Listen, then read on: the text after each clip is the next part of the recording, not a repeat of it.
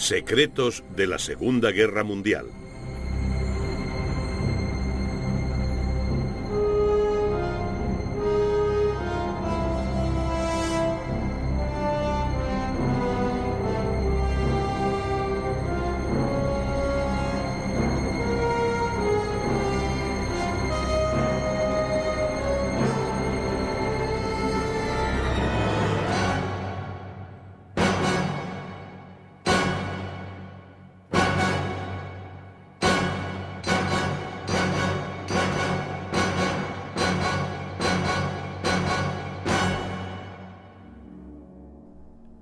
La travesía de los buques secretos.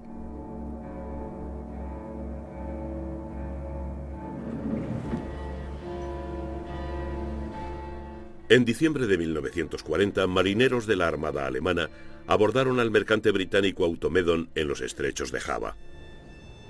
El grupo de abordaje buscaba los libros de códigos de la Marina mercante. Los encontraron.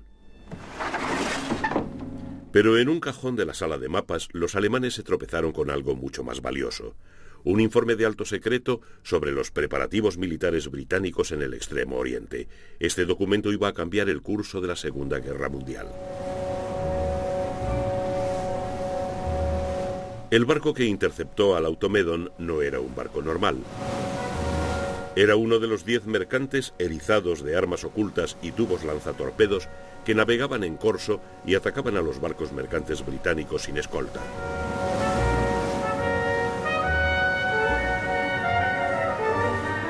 Durante casi 3 años, estos barcos camuflados sembraron el desconcierto en la Marina aliada desde el Océano Índico hasta las aguas de la Antártida.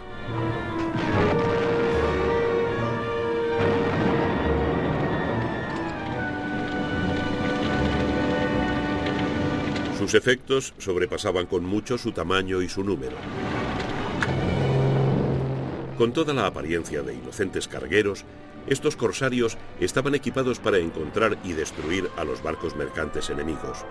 Aunque sus capitanes eran implacables en la ejecución de sus órdenes, resultaban notablemente humanitarios en el trato a las tripulaciones que capturaban. Eran combatientes en una guerra secreta que se luchaba en el inmenso espacio del mar.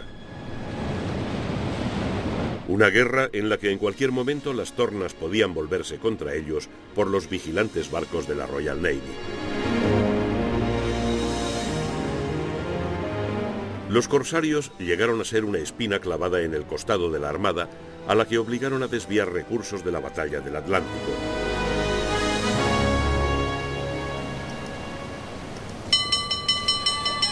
Hasta 1943 los corsarios no fueron barridos del mar.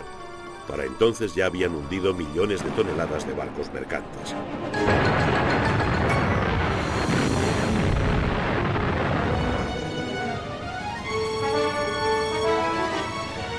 Fue un tributo a la tenacidad de sus capitanes y a las tripulaciones bajo su mando.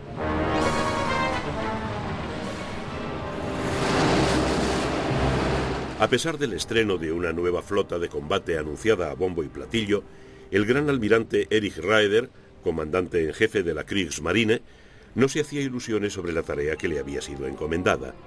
El 3 de septiembre de 1939, el día en que Gran Bretaña declaró la guerra a Alemania, escribió: «Nuestras fuerzas de superficie no pueden hacer más que demostrar cómo pueden morir con gallardía». La flota alemana estaba en una gran inferioridad numérica.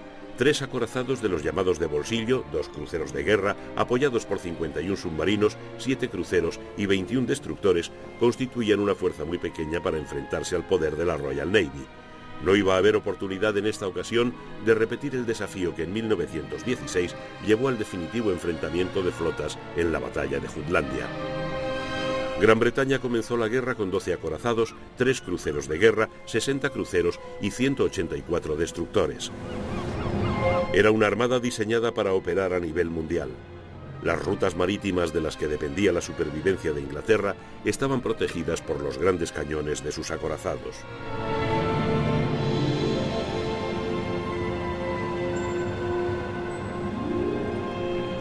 Más aún, la Royal Navy contaba también con 7 portaaviones. La Kriegsmarine solo tenía uno en construcción, el Graf Zeppelin, pero su destino era no ser terminado. la Royal Navy parecía tener todas las cartas.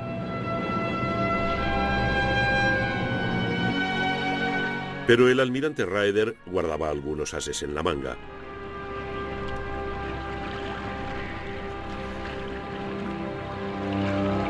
Estos eran sus 3 Panzerschiffe, los acorazados de bolsillo Almirante Scheer, Almirante Graf Spee y Deutschland.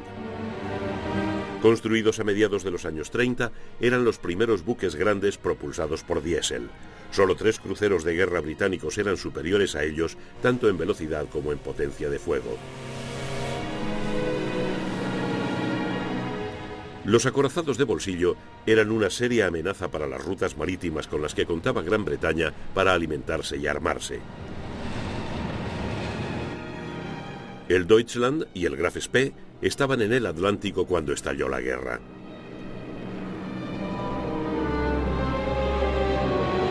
El Graf Spee entró inmediatamente en acción en el Atlántico Sur y el Océano Índico.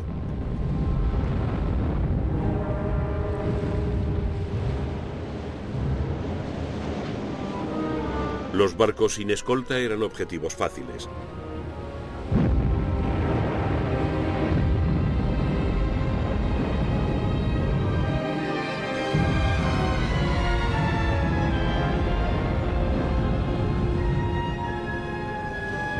A comienzos de diciembre, el Graf Spee había hundido 9 buques mercantes, pero sus motores habían comenzado a tener problemas. El comandante del Graf Spee, el capitán Hans Langsdorff, decidió atacar a los mercantes en las costas de Sudamérica antes de regresar a Alemania. Pero ante el estuario del Río de la Plata, el Graf Spee fue interceptado por un escuadrón de la Royal Navy constituido por los cruceros Exeter, Ajax y Achilles. Aunque totalmente sobrepasados en potencia de fuego, los buques británicos se enfrentaron al Graf Spee. El Exeter y el Ajax resultaron gravemente dañados, pero obligaron al Graf Spee a buscar refugio en el puerto uruguayo de Montevideo. Los uruguayos se negaron a permitir que el Graf Spee permaneciese en el puerto más de 72 horas. Adolf Hitler, reacio a arriesgarse a una derrota ante unidades británicas más pesadas que convergían hacia el Plata, ordenó a Langsdorff que hundiera su barco. El 17 de diciembre, el Graf Spee, con una tripulación mínima, zarpó rumbo a mar abierto. Sería el último y más corto crucero del Graf Spee. Para evitar que el buque y su equipamiento, que incluía una forma primitiva y ultrasecreta de radar, cayera en manos del enemigo, los alemanes hundieron el Graf Spee con sus propios torpedos, aparejados para explotar en los depósitos de municiones en cuanto la tripulación abandonara el barco.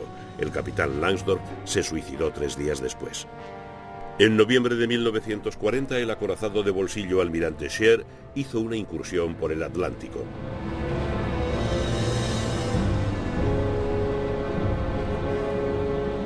Interceptó un convoy, el HX-84, protegido por un solo escolta, el crucero mercante armado británico Jervis Bay. A pesar de sus escasas posibilidades, el Jervis Bay atacó al acorazado de bolsillo, acercándose hasta 1 milla de su gigantesco adversario. El convoy se preparó para dispersarse.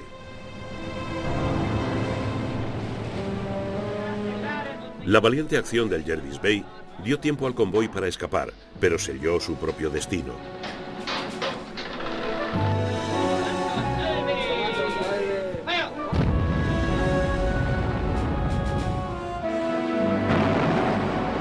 El crucero mercante armado fue hundido, pero en la acción que siguió, el almirante Scheer solo pudo acabar con 5 de los 35 barcos del convoy. El resto escapó al abrigo de la oscuridad.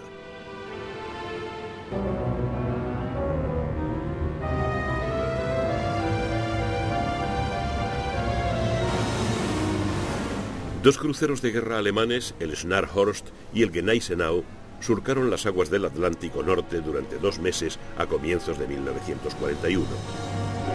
Había grandes esperanzas de que esta vez los corsarios en superficie causarían estragos en los convoyes británicos.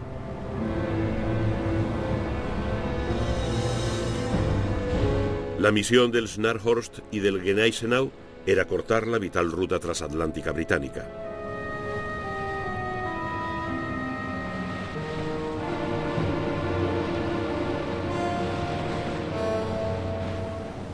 Pero estos convoyes navegaban con una escolta mucho más fuerte.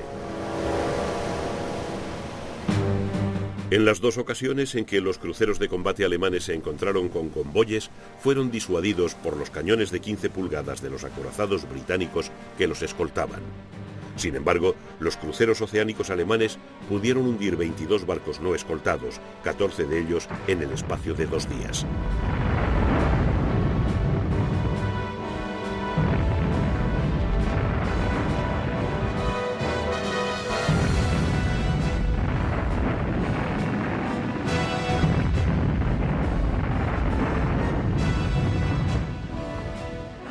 Parecía un pobre resultado para la enorme inversión en barcos y tripulaciones.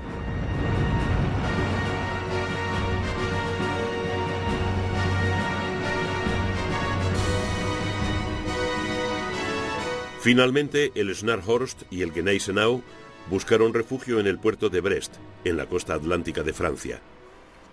Allí se convirtieron en el blanco de los ataques concertados de los bombarderos británicos.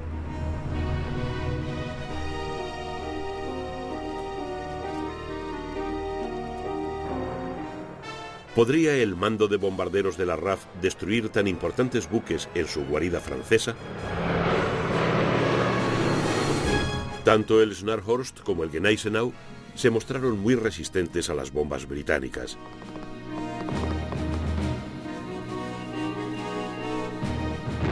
Los ataques resultaban espectaculares vistos desde el aire, pero causaron daños relativamente leves a los barcos alemanes.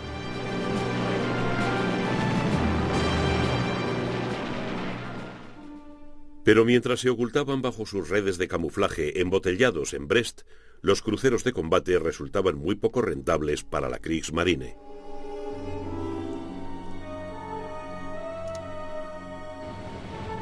El 12 de febrero de 1942, junto con el crucero pesado Prinz Eugen y un enjambre de buques de guerra más pequeños, el Scharnhorst y el Gneisenau abandonaron Brest rumbo al Canal de la Mancha para llegar a aguas alemanas. Los británicos habían previsto este movimiento, pero suponían que se realizaría de noche. Y así fue. Un cielo muy nublado ocultaba a los buques alemanes del ataque de los bombarderos pesados y de las baterías costeras. La fuerza alemana, cuyo nombre en clave era Cerberus, despachó a las lanchas torpederas y a los bombarderos torpederos biplanos que habían sido lanzados contra ella. El Scharnhorst y el Gneisenau llegaron a aguas alemanas sin grandes daños a causa de las minas británicas en el último tramo de su viaje por el canal.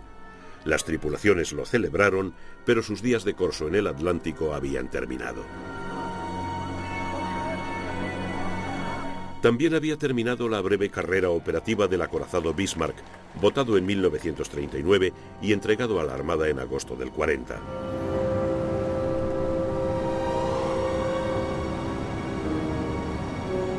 El 20 de mayo de 1941, enarbolando la bandera del almirante Günther Lütjens y acompañado por el Prinz Eugen, el Bismarck dejó el Báltico rumbo al Atlántico.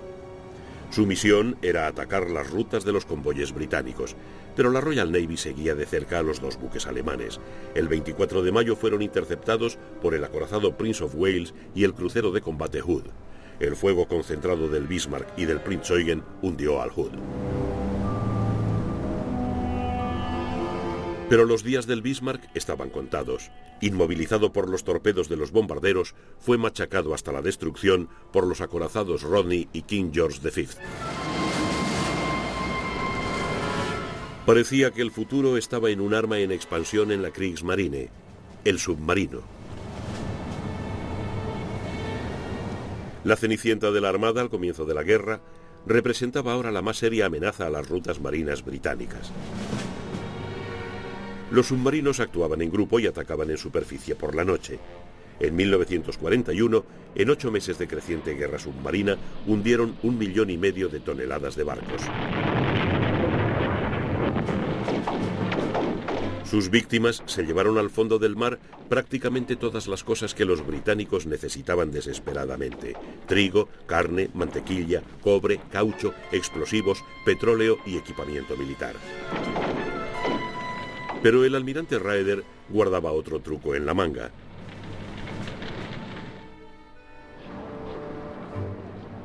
Durante la Primera Guerra Mundial, la Armada alemana había utilizado cargueros transformados para atacar a los barcos británicos. El campeón de aquellos depredadores del océano fue el Moeve.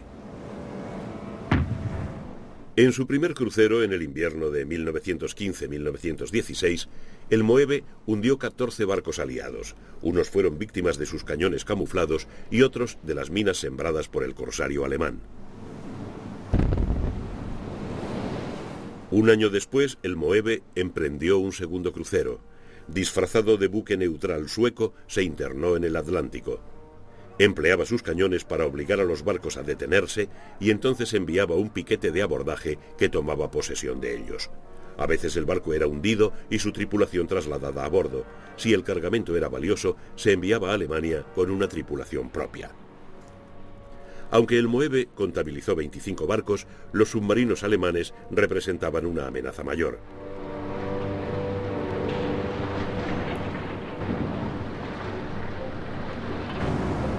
A comienzos de 1915, los alemanes lanzaron una campaña de guerra submarina sin límites. Eso quería decir que los buques mercantes podían ser atacados sin aviso previo. La finalidad de esta medida era disuadir a los barcos neutrales de entrar en aguas británicas.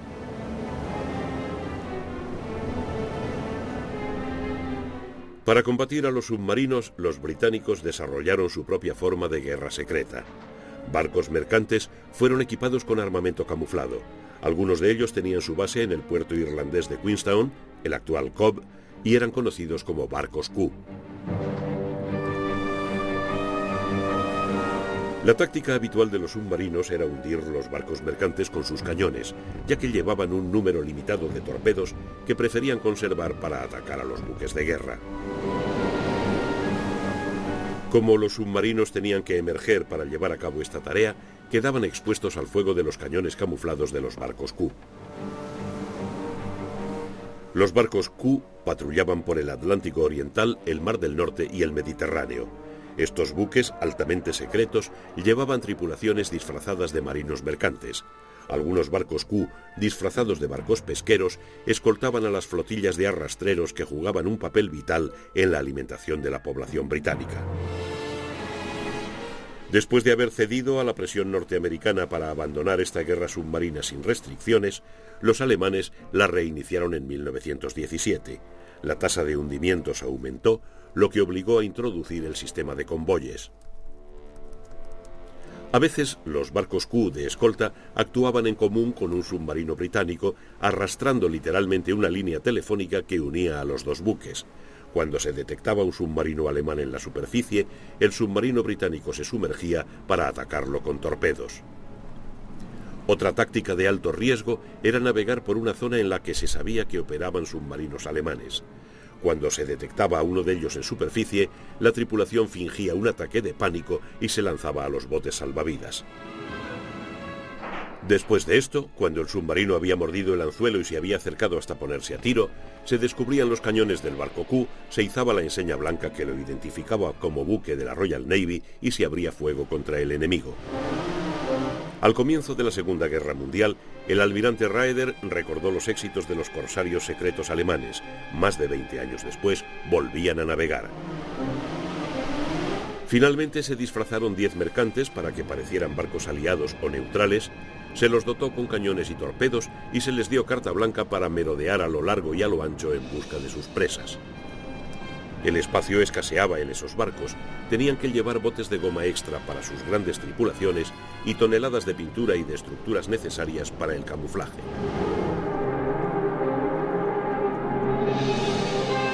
Las cubiertas tuvieron que ser reforzadas para soportar el peso de la artillería oculta. El corsario Penguin montaba un cañón de 75 milímetros a proa.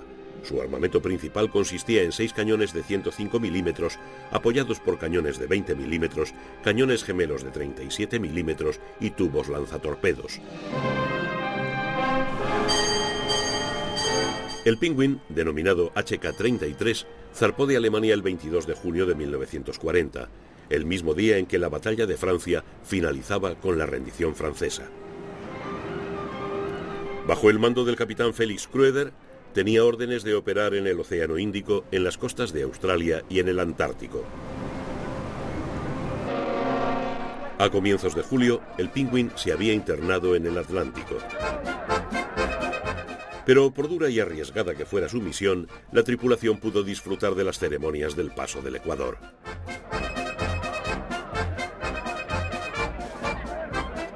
Ya habría tiempo para combatir.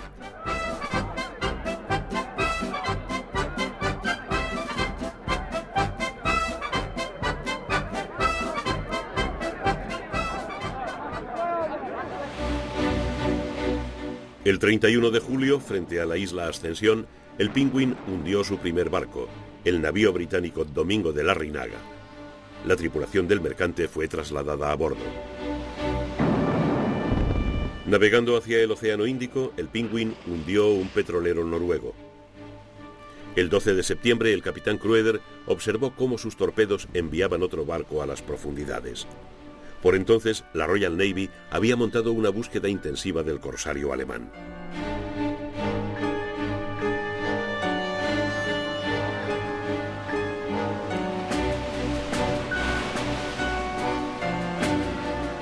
Impertérrito, el capitán Crueder puso rumbo a las aguas australianas.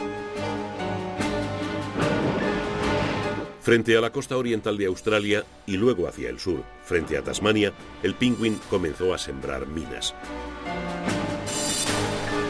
Tardó poco tiempo en conseguir otra víctima, el buque mercante Rayville, el primer barco americano hundido en la Segunda Guerra Mundial. La Royal Navy estaba tomando ya medidas para proteger a los barcos mercantes en el Océano Índico.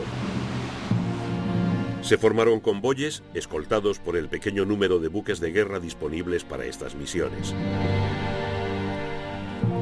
Uno de estos barcos era el crucero pesado HMS Cornwall, en misión de convoy en el Océano Índico. La caza del Penguin resultó frustrante.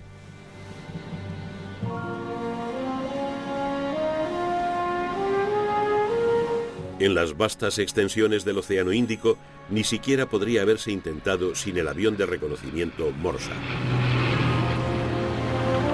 El Morsa, lento y desgarbado, pero muy maniobrable, era los ojos del HMS Cornwall, que buscaban un objetivo muy escurridizo a cientos de millas de distancia.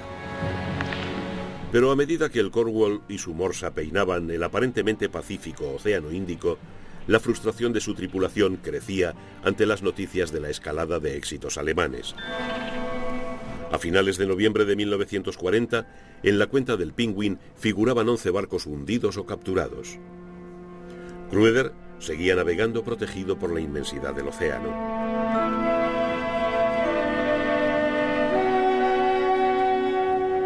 La tripulación del Penguin mantenía relaciones cordiales con los oficiales capturados, compartiendo con ellos el whisky y los juegos de cartas. Las noticias de casa siempre eran bien recibidas. El alojamiento y la alimentación de las tripulaciones capturadas ponían a prueba el ingenio de los alemanes.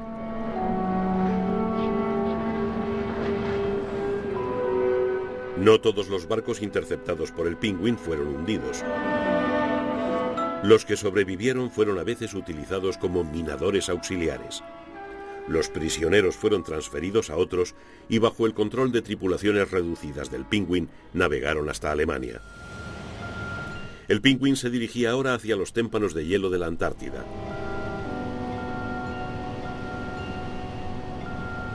Su objetivo era la flota ballenera noruega que operaba en aquellas aguas.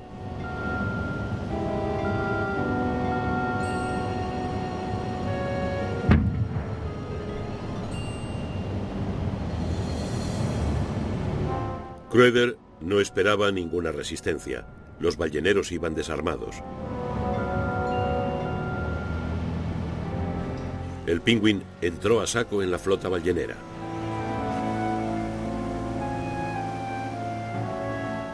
Muy pronto, Crueder había reunido su propia flota de 14 balleneros. Sus capitanes se entregaron pacíficamente.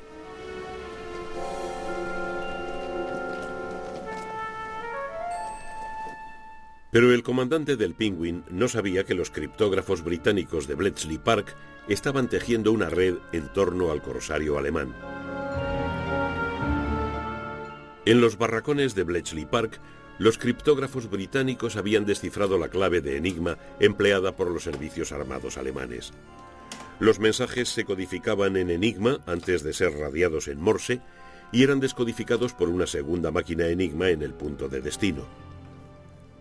Los alemanes creían que el código de enigma era indescifrable. El endiabladamente complicado interior de la máquina aseguraba que cualquier carta codificada en ella no se repetiría tecleando 150 millones de veces.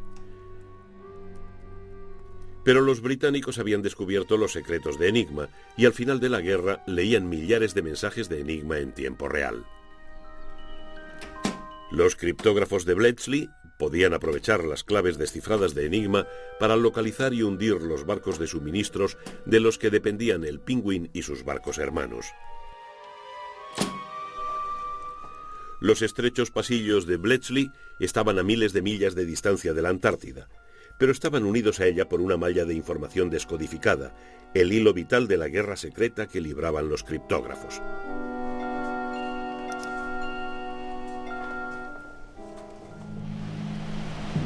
Aunque era consciente del incremento de las patrullas aéreas británicas y de las escoltas más poderosas a los convoyes, Crueder decidió regresar a las aguas más templadas del Océano Índico. La incursión por el Antártico había resultado ser un provechoso paréntesis para el Penguin. Pero sus días balleneros habían terminado. Ahora el Penguin y su flotilla de balleneros capturados tenían una cita con el acorazado de bolsillo alemán Almirante Scheer. Era un punto culminante del periplo del Penguin.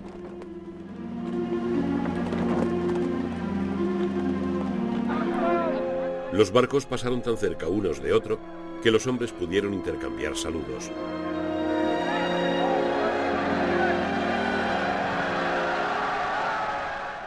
Un miembro de la tripulación del Penguin recordaba más tarde que aquello parecía una reunión escolar. Al entrar por el sur, en el Océano Índico, el capitán Crueder se dirigió hacia una isla remota. El objetivo principal del grupo enviado a tierra era rellenar los depósitos de agua del Penguin. Se encajó un bidón en un arroyo y el agua fresca se canalizó hasta la orilla mediante un ingenioso sistema de tubos y mangueras.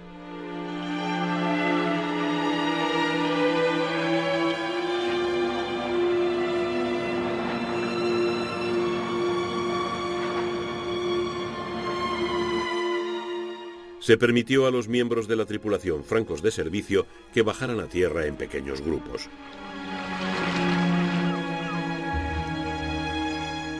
Pero muy pronto regresaron al mar en busca de presas sin escolta. El avión localizador del Penguin entró rápidamente en acción.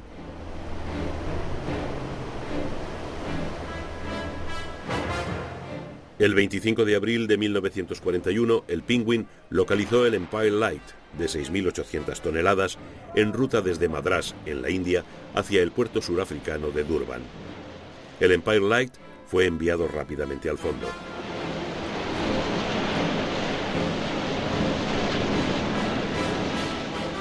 El 7 de mayo, el hidroavión del Penguin avistó un petrolero cerca de la entrada del Golfo Pérsico. El capitán Crueder se aprestó a caer sobre su presa.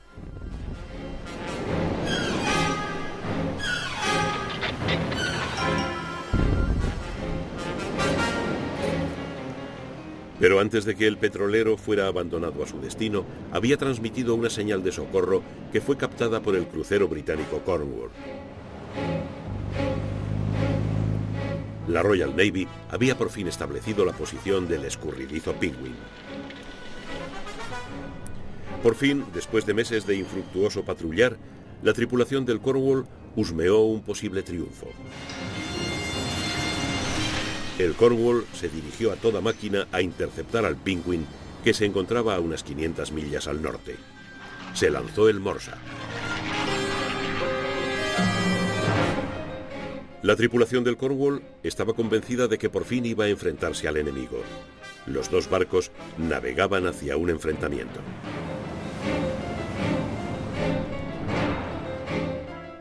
El rastro del Penguin se dirigía hacia el Cuerno de África. Era allí donde iba a ser acorralado por el Cornwall.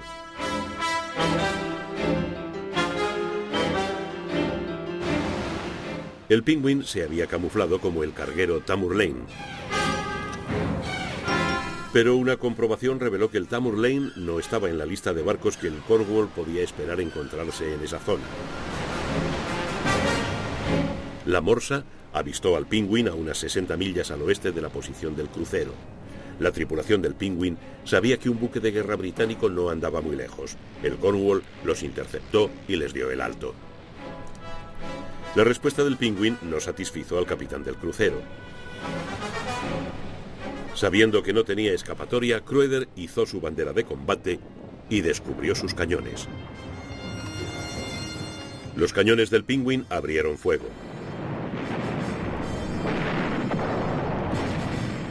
El crucero británico respondió.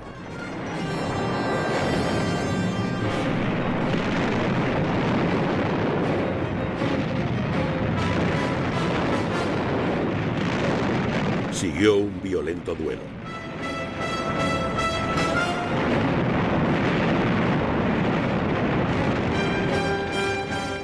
Pero la superioridad de fuego del Cornwall comenzó a hacerse sentir.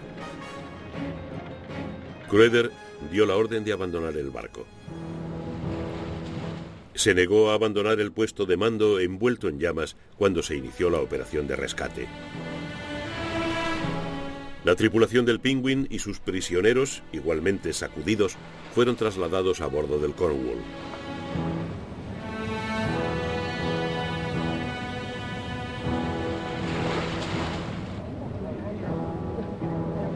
El valiente Crueder prefirió hundirse con su barco.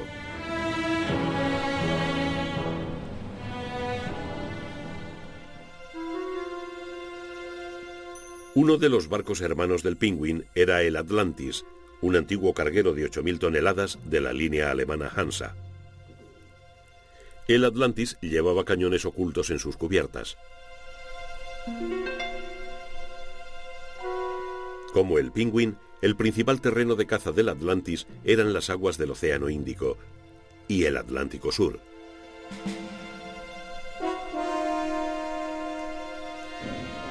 Su comandante, el capitán Bernhard Rogge, trataba bien a sus prisioneros. El crucero del Atlantis iba a tener una gran repercusión en la situación del Extremo Oriente. La base de Singapur, eje de las defensas británicas en el Extremo Oriente, se veía amenazada por la expansión nipona hacia la Indochina francesa. Las bases que los japoneses consiguieron allí tras la caída de Francia amenazaban directamente a Singapur. A pesar de eso, la situación británica en Singapur parecía segura.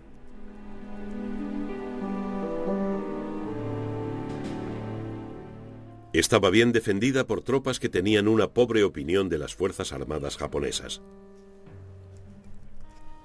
Para la mayoría de los observadores parecía inconcebible que en el caso de una guerra entre japoneses y británicos vencieran los primeros.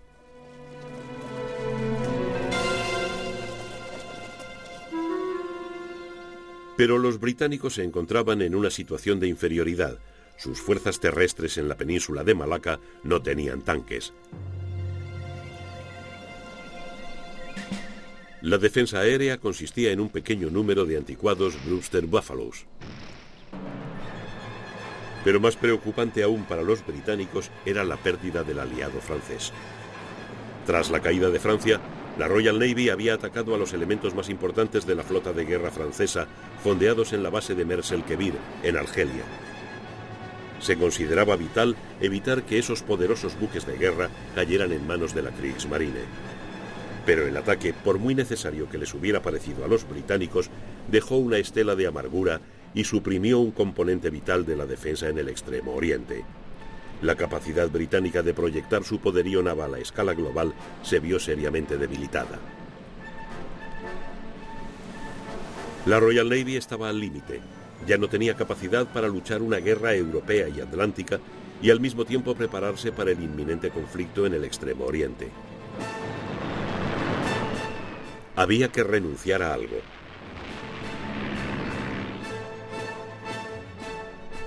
En julio de 1940, los jefes de Estado Mayor británicos redactaron un informe muy pesimista sobre el Extremo Oriente. Concluía que la posición británica en la región era demasiado débil para arriesgarse a una guerra con Japón, aunque los japoneses controlaran la Indochina francesa o la vecina Tailandia. En agosto de 1940, el Gabinete de Guerra acordó enviar el informe altamente secreto de 28 páginas al comandante en jefe del Extremo Oriente. Sorprendentemente, el informe fue confiado a un buque civil, el vapor Automedon de la Blue Funnel. El 24 de septiembre zarpó hacia el puerto malayo de Penang. El Automedon nunca llegó a su destino.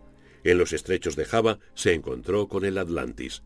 Stan Hagill pertenecía a la tripulación del Automedon. Subí a cubierta a las 8 y me puse al timón.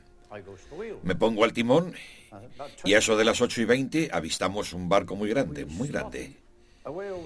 Pensamos que era holandés, porque estábamos muy cerca de las Indias Orientales holandesas.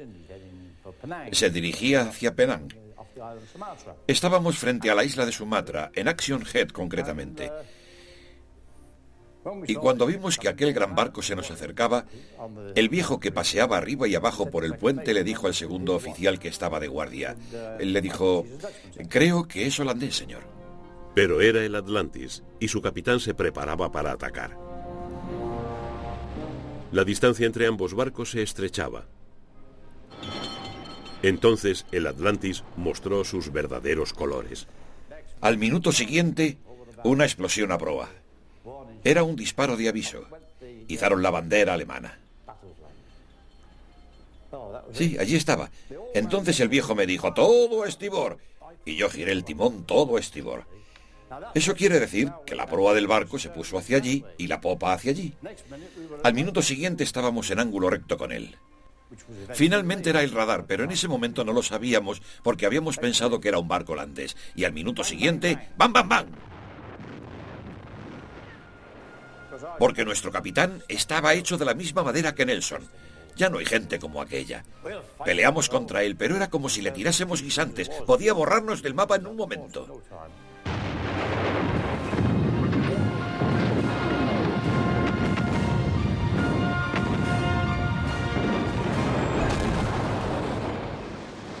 Tres andanadas de tres. Bam, bam, bam, bam, bam, bam, bam, bam, bam. Y cuando pararon los disparos, toda esa zona había desaparecido. Todos los botes salvavidas habían desaparecido. A mi alrededor todo lo que podía ver era que el capitán había volado en pedazos. Teníamos 2 segundos oficiales, un segundo oficial auxiliar y un segundo oficial principal, y todos habían muerto. El Automedon estaba inmovilizado. El silencio se adueñó del barco, roto tan solo por el sonido del vapor que se escapaba. El carguero y su carga secreta estaban ahora a merced del Atlantis. El capitán Rogue dio la orden de abordar el barco británico.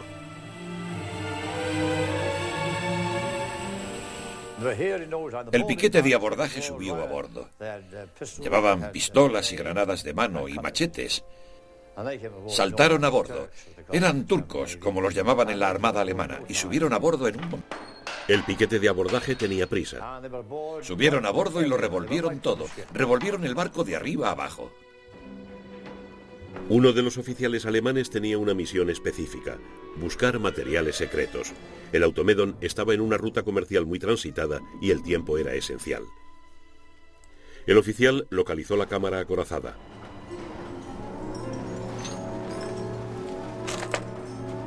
Los explosivos plásticos hicieron el resto.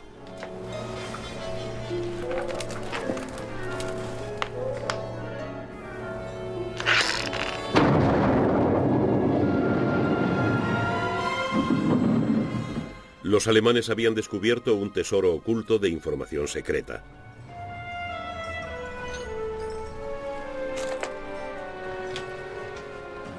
Órdenes para la flota, instrucciones de artillería, informes de inteligencia del MI6 y cantidades de libros de códigos de la Marina Mercante. Pero quedaba otro descubrimiento.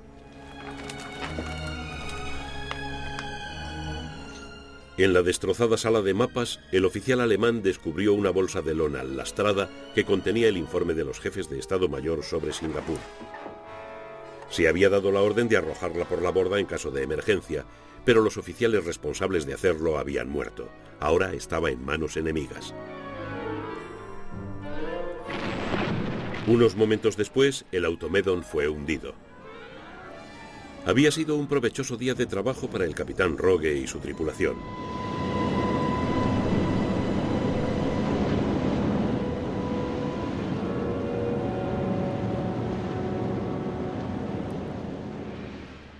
El capitán Rogue comprendió la importancia del informe de los jefes de Estado Mayor y se aseguró de enviarlo rápidamente a Japón. En Tokio, el agregado naval alemán, el contraalmirante Paul Wernicke, se lo entregó al jefe del Estado Mayor de la Armada japonesa, el almirante Kondo. El diario de Wernicke recoge el sensacional impacto que tuvo sobre la estrategia japonesa el informe capturado en el Automedon.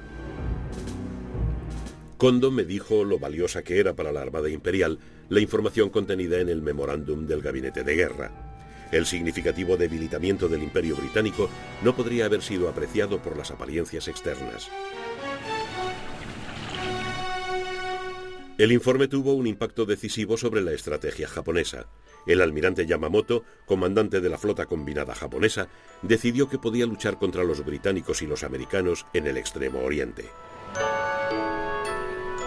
El 7 de enero de 1941, Yamamoto escribió a su ministro de Marina que si la armada norteamericana podía ser destruida en una sola batalla, las dispersas fuerzas británicas y holandesas al sur de Filipinas no podrían ofrecer una resistencia eficaz a un ataque japonés.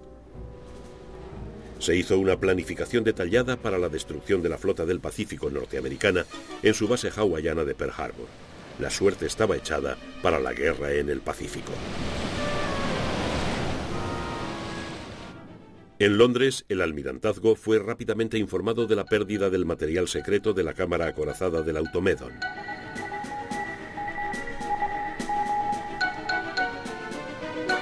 Pero sorprendentemente el almirantazgo pareció pensar que el informe de los jefes de Estado Mayor había sido arrojado por la borda.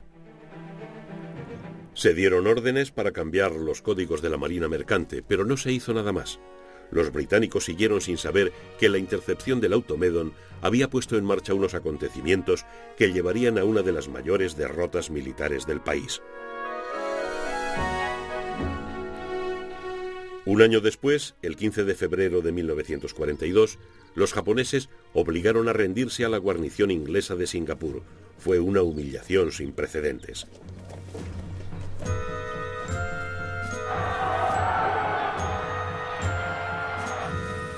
Durante el curso de la Segunda Guerra Mundial, el emperador japonés Hirohito solo condecoró a 3 alemanes con espadas de samurái. El primero fue Hermann Göring, lugarteniente del Führer y jefe de la Luftwaffe. El segundo fue Erwin Rommel, el zorro del desierto y comandante del Afrika Korps. El tercero fue Bernhard Rogge, comandante del corsario Atlantis.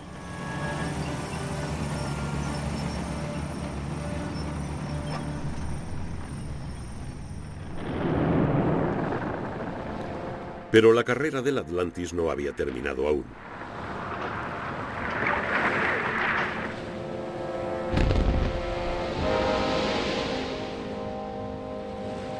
De regreso a Alemania, el capitán Rogge se apuntó su 22ª y última víctima, el buque noruego Silvaplana, el 10 de septiembre de 1941. El Atlantis había doblado el Cabo de Hornos y estaba ya en la costa occidental de África, donde tenía que reunirse con un submarino para recargar combustible. La operación parecía desarrollarse con toda normalidad.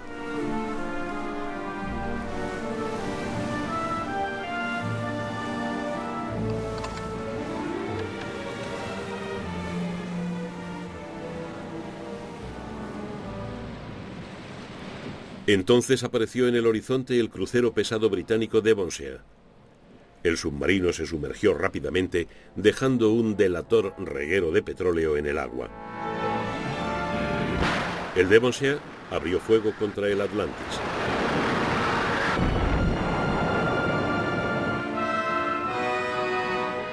Rogge y su tripulación pusieron cargas de retardo y abandonaron el barco. Uno de los polvorines del Atlantis estalló y el barco se fue al fondo. El capitán del Devonshire se alejó ante el temor de la presencia de un submarino. Finalmente, el submarino volvió a emerger para recoger a los supervivientes del Atlantis. Se enfrentaba ahora a un desconcertante problema de logística. El submarino recogió a los especialistas de Rogue heridos e insustituibles.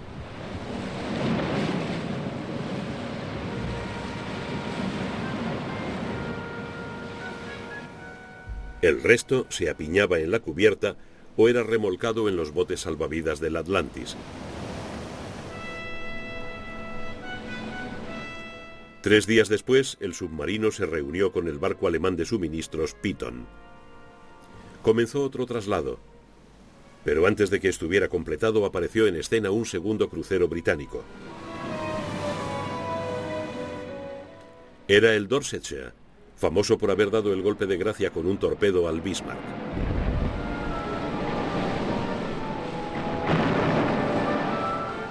El Python fue atacado y hundido. Sus supervivientes, junto con los hombres del Atlantis, quedaron a merced de los submarinos que se dirigían hacia el lugar. Llegaron unos submarinos italianos y el extraño convoy puso rumbo al puerto de Saint-Nazaire, en la costa atlántica francesa. Los alemanes que vieron el interior de los submarinos italianos quedaron asombrados por el lujo al que estaban acostumbrados sus oficiales. A finales de diciembre, tras un viaje de 5.000 millas, un total de 8 submarinos depositaron a los supervivientes en Saint-Nazaire. El alivio era palpable. Los hombres del Atlantis fueron a la catedral de Saint-Nazaire a dar gracias por su liberación tras 655 días en el mar. El siguiente destino era Berlín, donde el almirante Raeder recibió con honores a la tripulación del Atlantis. Raeder regaló a los hombres de Rogue un broche especial como recuerdo de su increíble viaje. Los corsarios oceánicos secretos alemanes habían dejado su marca en la historia naval, pero fueron los submarinos los que llevaron a su punto álgido la batalla del Atlántico en el verano de 1943. Los submarinos llevaban todas las de ganar hasta que fueron sobrepasados por el material y los recursos técnicos superiores desplegados por los aliados.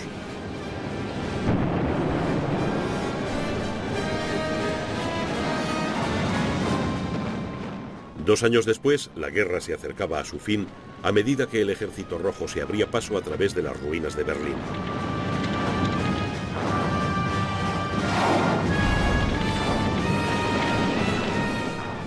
En el caos de la derrota no se olvidaron los éxitos de los corsarios oceánicos.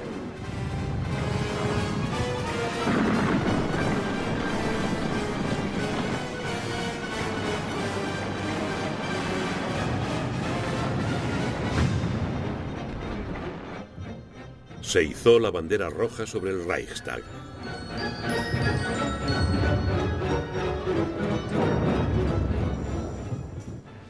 Y en los días que siguieron a la rendición alemana, un submarino navegó por el Támesis con la enseña blanca.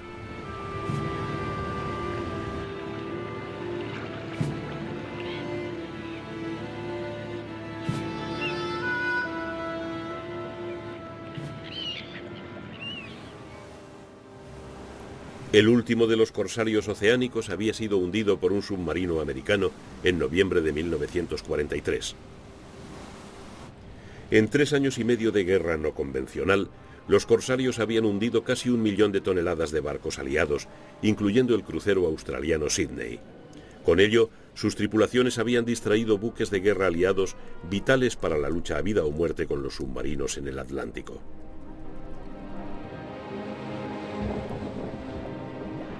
Aquellas tripulaciones combatieron de una forma que uno de sus prisioneros británicos describió como una maldita buena muestra de valor y caballerosidad.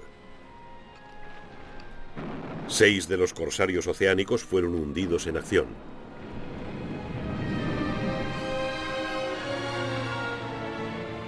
Y uno de ellos, el Atlantis, jugó un papel fundamental en el desencadenamiento de la guerra en el Pacífico. El oficial alemán que registró el Automedon difícilmente podría haber esperado encontrar un documento de tanta importancia estratégica metido en una bolsa lastrada en el cuarto de mapas del barco.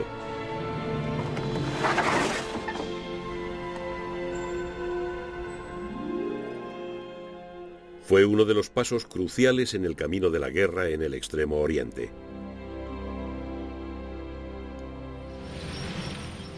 Y también jugó un papel importante en la más desastrosa derrota militar en la historia del Imperio Británico.